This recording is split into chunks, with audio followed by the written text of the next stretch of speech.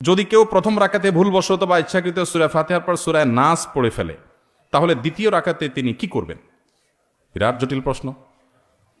প্রথম রাকাতে সূরা নাস পড়ে ফেলছেন, সূরা নাসের পরে সূরাটার নাম কি? পরে কোনো সূরা আছে আর নাই? তো শেষ রাকাতে, প্রথম রাকাতেই যদি কুল আউযু বিরাব্বিন নাস পড়েন, তাহলে দ্বিতীয় রাকাতে এর পরে আর সূরা নাই, দ্বিতীয় নামাজে কোন দিক যাবে? সূরার ধারাবাহিকতা রক্ষা করা সুন্নাহ। নামাজের মধ্যে সূরার ধারাবাহিকতা রক্ষা করতে হয়। আপনি আগে ফালাক পড়লে পরে নাস পড়বেন। এখন নাসে যদি আগে পড়ে ফেলেন তো পরে তো আর কিচ্ছু নাই, কি করবেন? এর উত্তর হলো দ্বিতীয় রাকাতে আবারও সূরা নাস পড়বেন, এবং এর কারণে আপনার কোনো গুনাহ হবে না, যেহেতু আপনার অনিচ্ছাকৃত হয়ে গেছে। কিন্তু ইচ্ছাকৃতভাবে যদি এই কাজ করেন তাহলে মাকরুহ হবে। তাও নামাজ হয়ে যাবে, নামাজটা ত্রুটিপূর্ণ হবে, নামাজটা একটা ত্রুটিযুক্ত হয়ে গেল, মাকরুহ হয়ে গেল। অতএব যদি কেউ প্রথম রাকাতে কোনো কারণে সূরা নাস পড়ে ফেলেন, দ্বিতীয় রাকাতে আবার তিনি সূরা নাস পড়বেন।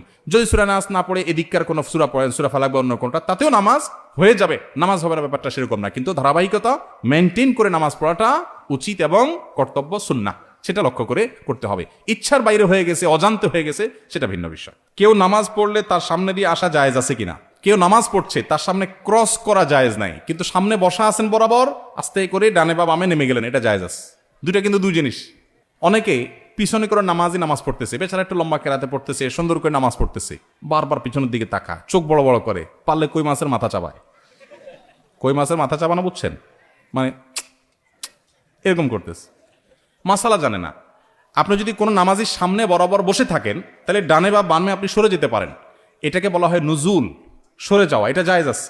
মুরুর হলো না জায়েজ। মান মাররা বাইনা ইয়াদাইল মুসাল্লি, হাদিসের ভাষ্য। মুরুর মানে হলো ক্রস, অতিক্রম, এক পাশ থেকে আরেক পাশে যাওয়া, এটা না জায়েজ। সামনে বসে আছেন, সরে গেছেন, এটা না জায়েজ না। সুউদ, মুরুর, সুউদ এবং নুজুল এই দুইটা জায়েজ, মুরুর না জায়েজ। হাদিসে মুরুর নিষেধ করা হয়েছে, সুউদ আর নুজুল নিষেধ করা হয়নি। আপনি নামাজ পড়ছেন, সামনে জায়গা ফাঁকা, জামাত দাঁড়ায় গেছে, তো আপনি পেছন থেকে সোজা নামাজির বরাবর দাঁড়ায় গেছেন, ডানেও যান নাই বামেও যান নাই, বরাবর যা দাঁড়ায় গেছেন, এটা জায়েজ আছে। আবার বরাবর সামনে আছেন, সরে গেছেন, এটাও জায়েজ আছে। না জায়েজ কোনটা? নামাজের সামনে দিয়ে এক পাশ থেকে আরেক পাশে গেলেন, এটা হলো না জায়েজ। অতএব যত দেরি হোক, যত কষ্ট হোক, সবর করবেন এবং ক্রস করবেন না। আর যিনি নামাজে দাঁড়াবেন, তারও দায়িত্ব হলো যে মানুষের চলাচলে ব্যাঘাত এরকম কোনো জায়গায় নামাজের নিয়ত করবেন না। এখন জামাতের নামাজ এক দুই রাকাত ছুটে গেছে, বেচারা সেগুলো আদায় করতেছে, তার তো কিছু করার নাই। এক্ষেত্রে সামনে মুসল্লিরা হাঁটাহাঁটি করবে না। অনেক সময় দেখা যায় নামাজিরা এক দুই রাকাত মিস করেছেন, মাসবুক হয়েছেন, তারা নামাজ পড়ছেন, আর বাকিরা উঠে হাঁটাহাঁটি শুরু করছে নামাজের সামনে দিয়ে। নবী সাল্লাল্লাহু আলাইহি ওয়াসাল্লাম বলেছেন, নামাজি ব্যক্তির সামনে ক্রস করা, হাঁটাহাঁটি করা, এটা কত বড় অপরাধ, এর শাস্তি কত জঘন্য হবে, এটা যদি মানুষ জানতো, 40 পর্যন্ত মানুষ অপেক্ষা করতো। 40 বলতে 40 দিন না বছর, সেটা নবী সাল্লাল্লাহু আলাইহি ওয়াসাল্লাম বলেন নাই। তাহলে বোঝা গেল যে ক্রস করা, অতিক্রম করা জায়েজ নাই। যত সময় লাগুক প্রয়োজন অপেক্ষা করতে হবে, সবর করতে হবে।